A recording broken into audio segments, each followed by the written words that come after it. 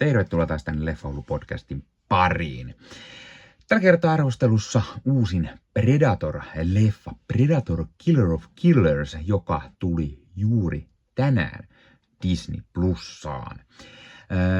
Meikäläinen on iso Predator-leffojen fani. Eka osa, jota Arska tähdittää, oli todella mahtava leffa. Se on nähty lukuisia kertoja.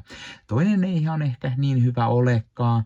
Kolmas taas oli varsin toimiva. Neljäs taas melko kaamea.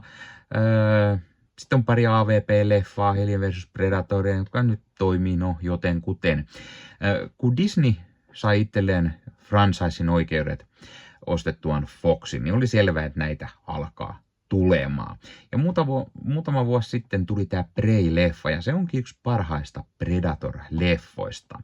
Ja nyt sen leffan ohjaaja Dan Trachtenberg on ohjannut tämän uuden animaatio Predatorin ja samoin sitten loppuvuonna tulevan Predator Badlands-leffan. Eli Predatoria on tulossa oikein kunnolla. No, mutta miten sitten toimi tämä ensimmäinen animaatio Predator-leffa? Entä haluaisinko mä nähdä lisää tällaisia animaatio Predator-leffoja tai no miten muuten tämä leffa toimi? Näihin palataan tuota pikaa, mutta muistutus, jos katsot YouTuben puolelta, niin pistä hei peukkuun, jos tykkäät tästä.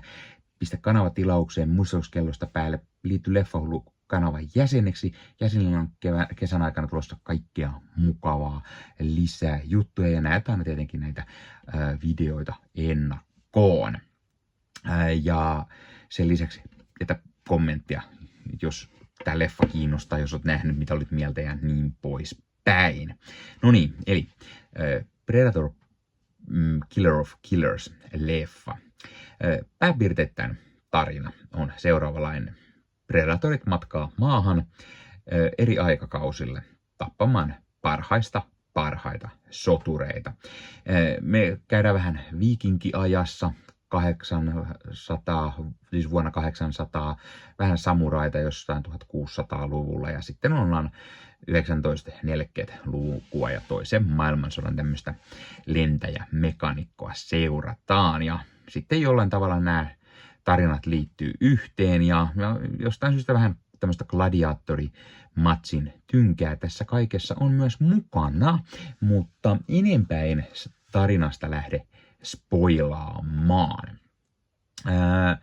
Mainitaan se tosiaan, että tässä on kyllä Predatoreita oikein kunnolla. Predatoreilla on kaikennäköistä uusia aseita ja menoja meininkiä, mitä ei aiemmin olla franchiseissa nähty.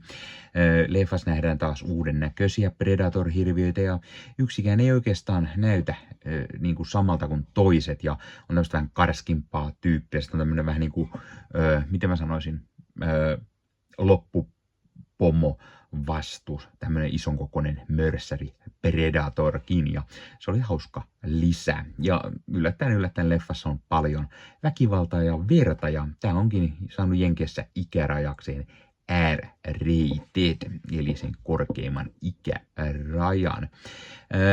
Tosiaan tässä leffassa hypitään eri aikakausilla ja mä vähän edes mietin, kun nämä kestää palttiarallaan sen parikymmentä minuuttia sen eri aikakaudella käyminen, niin olisiko semmoinen sarja tai minisarja tai limited-sarja toiminut ehkä parhaiten, vähän niin kuin Star Wars Visions-tyylinen, oltaisiin nähty eri animaatiotyylejäkin myös. Sellainen tämä ei oikeastaan, tai siis sellainen tämä ei ollut. Animaatio on samannäköistä koko leffan ajan, joskin tosi tyylikästä. Tässä leffassa oli tosi tyylikäs se animaatio ja oli myös mielenkiintoista nähdä animaation keinon, miten ihmiset sitten pärjää tällaisille ultimaattisille saalistajille. Ja mun mielestä oli hyvä idea tuoda tämä Predator franchise myös animaation puolelle ja mä mielelläni haluaisin nähdä lisää myös animaation Predatoreja, koska tämä oli varsin toimiva. Ehkä niin kuin mä sanoisin sarjamuodossakin, mutta vaikka mä vähän epäilin ja alussa olin sitä mieltä, että mä en oikein tiedä, miten tämä leffa toimii, niin kyllä se toimi varsin hyvin. Ja se olisi voinut toimia sarjamuodossa, mutta sitten kun tämä leffan loppupuoli kyllä sitoo aika hyvin nämä tarinat niin kuin yhteen, niin kyllä tämä toimii myös ihan leffana. Ja Predatori on tulossa live actionina loppuvuodesta, niin miksei tämä niin kuin animaatio voisi tulla seuraavien vuosien aikana tai sitten jotain animaatiosarjaakin jopa. Kyllä mä voisin katsoa. Tämä oli mun mielestä todella hyvin tehtyä Predatoreja. Puhutaan pikkusen äänirooleista vielä. Leffas kuullaan ääninä muun muassa Michael Biehn, joka onkin ehkä tunnetuin ääni tässä leffassa, mutta mukana on muun muassa Witcher-pelien Geraldin äänenä tuttu Doug Cockle. Sen lisäksi on Rick Gonzalez ja Damien C. Haas ja Lauren Holt ja Lindsay Lavancy, Louis Ozawa ja niin poispäin.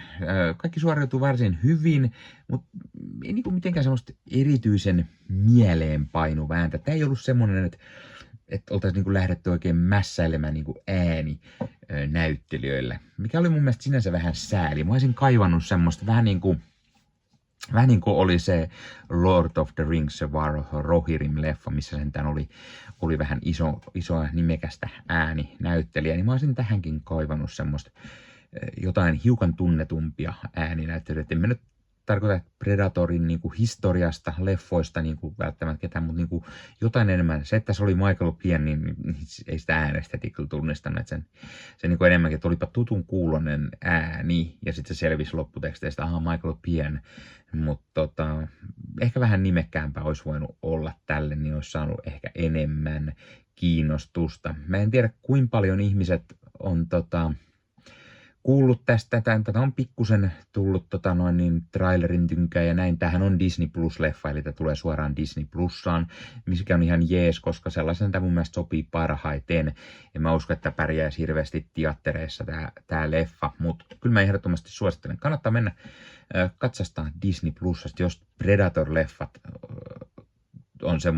on sun juttu, sua kiinnostaa, jos Premierillä tuli semmoinen uusi Predator-fiilis, tai ihan vaan jos oot legendaarisen Arnold Schwarzeneggerin tähdittävän Predator-fani, niin kyllä mä ehdottomasti tätä suosittelen. Arvosanaksi mä antaisin täällä varmaan se semmonen 8/10. Eli tää oli varsin toimiva.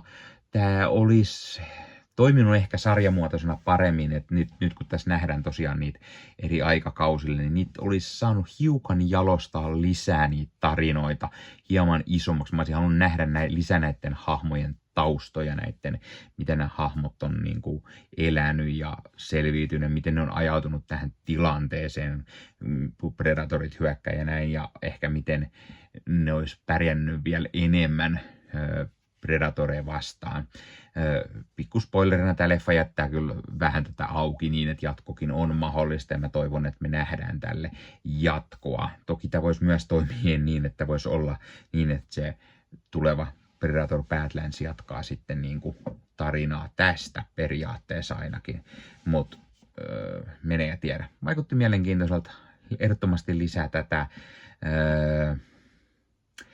Sen lisäksi mä toivoisin enemmän semmoisia ensimmäisen Predator-leffan tyylistä Predatoris. Ne on niin toimiva, semmoinen yksi Predatori siellä vaan ja ihmiset sitten joutuu sen aademoille. Olisi varsin toimiva myös niinkin. No, tässä oli meikäläisen lyhyet mietteet tästä Predator Killer of Killers-leffasta. Jos olet nähnyt leffan, laita kommenttiin, mitä olit mieltä, tykkäsitkö, et, miksi, et, mitä sä olisit halunnut, että tehtäisiin toisin. Tykkääksä sä, että Predator-franchise tuotiin myös animaation puolella, vai onko ainoastaan live-action Predatorit jees? Mitä mieltä sä oot Predator-leffasta? Tykkäätkö, et, miksi, et, mikä on sun suosikki? Jos on ykkönen, niin entäs sen jälkeen, onko joku järjestys niille? Mitä mieltä sä olit Preystä? Odotatko sitä Predator Badlandsia innoissas? Tai onko sulla jotain ideoita, mihin tämän franchisein pitäisi tässä kohtaa mennä? Laita kommenttiin. Ja hei, jos katsot YouTuben puolelta, niin pistä peukkuu, jos pistä kanavatilauksen, muista kellosta päälle. Näitä aina, koska tulee uusia videoita ja sen lisäksi auttaa kanava kasvamaan. Eli kiitos kaikille, jotka olette kanavan tilanneet. YouTuben puolella siellä on jäsenyydet, superominaisuudet päälle.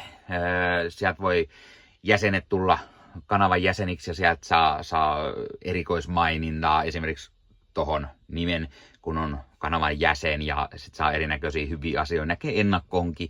Esimerkiksi tämänkin on nähnyt varmasti jo aikaisemmin, jos on kanavan jäsen, tämän videon sieltä ja muita videoita tulee. Esimerkiksi täällä on paljon täällä leffahuoneessa kaiken näköistä, mistä on tulossa lähiaikoina varmasti video, niin niitäkin näkee sitten ennakkoon, kun on kanavan jäsen. Joskus tulee jopa pelkästään jäsenille tarkoitettuja videoita. Ja sen lisäksi on kaikki korostettuja vastauksia ja tila ja tämmöisiä merkkejä ja muuta kaikki. Kyllä te tiedätte YouTube-juttut. 0,99 € kuussa tai 2,99 € kuussa, niillä saa erinäköisiä asioita, kun tilailee tai on kanavan jäsen. Ja niitä supertykkäyksiä, superkommentteja, kaikkea voi laittaa, niin siitä tulee muutamat kymmenet sentit sitten tähänkin suuntaan, eli kiitos kaikille, jotka olette niitä laittaneet. Ottakaa Leffahullu somekanavat haltuun, Instagrami, TikTokki, Facebook-sivusto, jäne.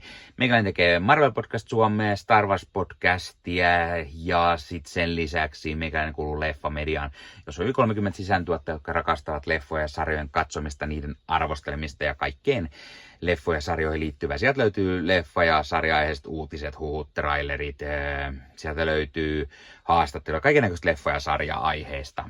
Noniin, tää oli Leffahullu podcast tällä kertaa. Ei muuta, ensi kertaa. Se on moro.